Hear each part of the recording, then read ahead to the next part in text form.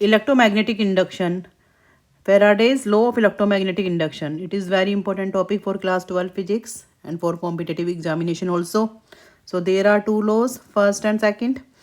So whenever the amount of magnetic flux linked with the circuit changes, an EMF is induced in the circuit and this EMF lasts as long as there is change in flux. So what is the meaning of this? Here you can see a coil. ये coil है यहाँ पर और ये galvanometer connected है. तो यहाँ पर आप देख सकते हैं देयर इज़ नो वोल्टेज और करंट सोर्स.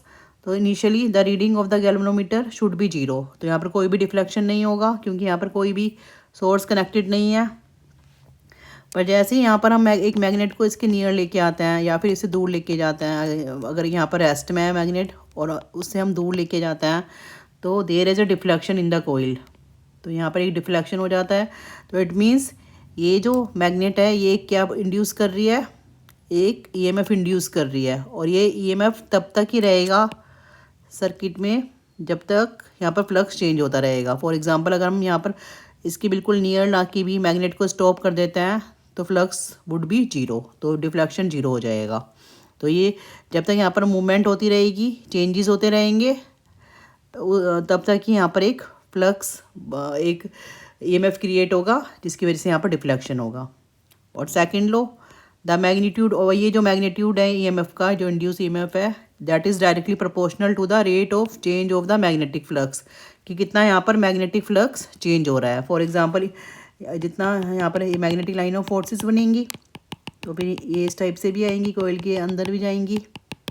तो ये जितना चेंज, जब ये इसके पास में आएगा तो magnetic line of forces change होती रहेंगी, मैग्नेटिक फ्लक्स चेंज होता रहेगा. तो दैट इज़ प्रोपोर्शनल टू ई. तो कितने टाइम में चेंज हो रहा है. नेगेटिव साइन हम लेंस लॉ से डिस्क्राइब करेंगे. के की वैल्यू 1 होती है और अगर यहाँ पर ई इक्वस टू -5 to -5 1/t ले लेते हैं हम ये. और अगर चेंजेस काफ़ी स्मॉल हैं, अगर हम बहुत छोटे टाइम के लिए देख रहे हैं तो we will take E equals to -d5/dt. और नेगेटिव साइन यहाँ पर सिग्निफाइज करता है लेंस लॉ. ये क्या होता है कि डायरेक्शन यहाँ पर इंड्यूस करंट की इस तरह से होगी कि it always oppose the cause which produce it. कि यहाँ पर अगर ये नॉर्थ पोल है तो यहाँ पर ये नॉर्थ पोल ही बन जाएगा, इस टाइप से डायरेक्शन हो जाएगी करंट की, सो दैट ये इसको रिपेल करे. और अगर यहाँ पर ये दूर जा रहा है तो फिर ये साउथ पोल बन जाएगा, so that it will attract it. तो this is the Lenz law. Thank you for watching this.